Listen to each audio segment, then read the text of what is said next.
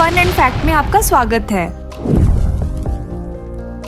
क्या आपने कभी ऐसे प्लेनेट के बारे में सुना है जहाँ पर साइडवेज में ग्लास की बारिश होती है? ये है HD 198933b, एक गैस जायंट जो 63 लाइट ईयर्स दूर है। इसकी हवाएं 5400 मील प्रति घंटा की खतरनाक गति से चलती हैं और जब बारिश होती है तो बूंदें पिघले हुए ग्लास की होती है।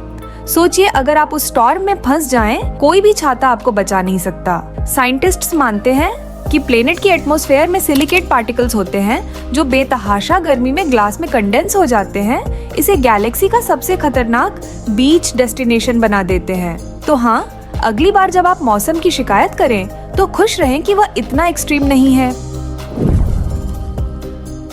क्या आप जानते हैं कि एक ऐसा जीव है जो दशकों तक बिना खाना या पानी के जीवित रह सकता है, और यहाँ तक कि स्पेस में भी इसे वाटर बियर भी कहते हैं। पर इसके प्यारे नाम से धोखा मत खाइए। ये माइक्रोस्कोपिक जीव extreme radiation, boiling heat, freezing cold और यहाँ तक कि स्पेस के वैक्यूम को भी सहन कर सकते हैं।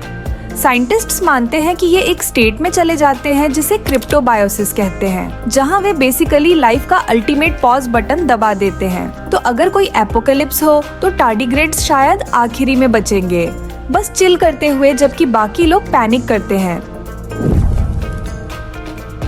क्या होगा अगर मैं आपको बताऊं कि क्लियोपेट्रा मिस्र की नहीं थी? हाँ, नील की प्रसिद्ध रानी असल में ग्रीक थी। वह पाटोलमी एक की वंशज थी, जो अलेक्जेंडर द ग्रेट के जनरल में से एक था और अलेक्जेंडर के साम्राज्य के टूटने के बाद मिस्र पर कब्जा कर लिया था।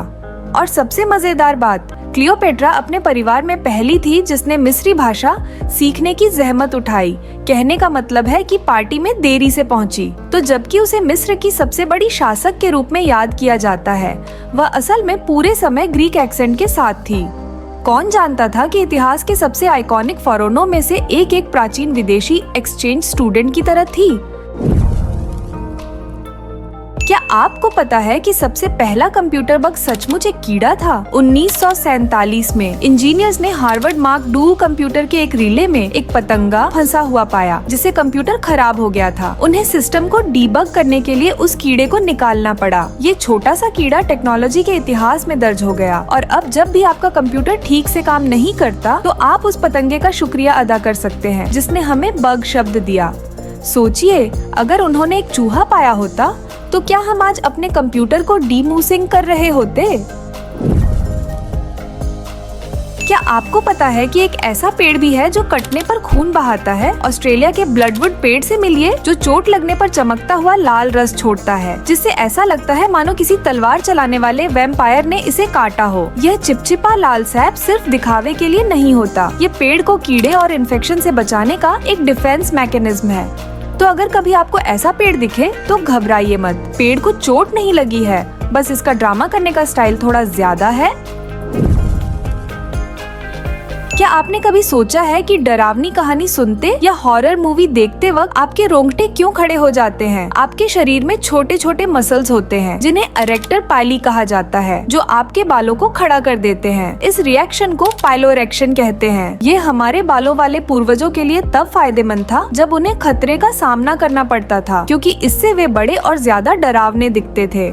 तो जब भी आपके रोंगटे खड़े होते हैं, आप असल में अपने अंदर के प्राचीन योद्धा को जागृत कर रहे होते हैं, जो काल्पनिक राक्षसों को डराने की कोशिश कर रहा है, एकदम पुरानी डिफेंस मैकेनिज्म की तरह। क्या आपको लगता है कि आप ब्रेकफास्ट में डेजर्ट नहीं खा सकते? तो क्यों ना पिज्जा ट्राई करें। एक अनोखे ट्विस्ट में रिसर्च बताती है कि ठंडा पिज्जा ब्रेकफास्ट में खाना वास्तव में पारंपरिक ब्रेकफास्ट जैसे सीरियल से बेहतर हो सकता है। पिज्जा में मौजूद ज्यादा फैट और प्रोटीन आपको लंबे समय तक भरा हुआ महसूस करवा सकता है और आपके ब्लड शुगर को स्टेबल रख सकता है। और कौन अपनी सुबह एक चीज़ी पिज्जा स्लाइस से शुरू नहीं करना चाहेगा? तो अगली बार जब आप ब्रेकफास्ट ऑप्शन के बारे में सोचें, याद रखें, पिज्जा सिर्फ डिनर के लिए नहीं है, ये मॉर्निंग का विनर भी है।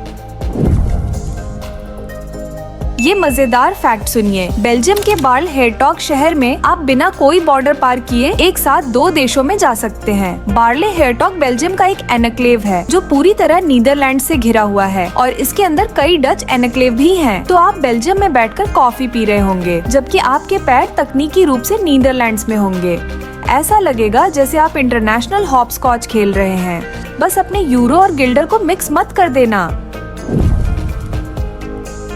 क्या आपको पता है कि आप अपने फोन को नींबू से चार्ज कर सकते हैं? यह मजाक जैसा लगता है, लेकिन ये असली साइंस है। नींबू छोटे छोटे बैटरी की तरह काम कर सकते हैं, क्योंकि उनमें मौजूद साइट्रिक एसिड, जिंक और कॉपर के साथ मिलकर इलेक्ट्रॉन्स रिलीज करता है। बस एक जिंक कील और कॉपर का सिक्का नींबू में डालें और बूम, तुरंत पावर मिल जाएगी। खैर, थोड़ा सा। फोन चार्ज करने के लिए आपको एक पूरे बैग नींबू की जरूरत होगी, लेकिन यह जानकर ही हैरानी होती है कि एक फल भी बिजली बना सकता है ना?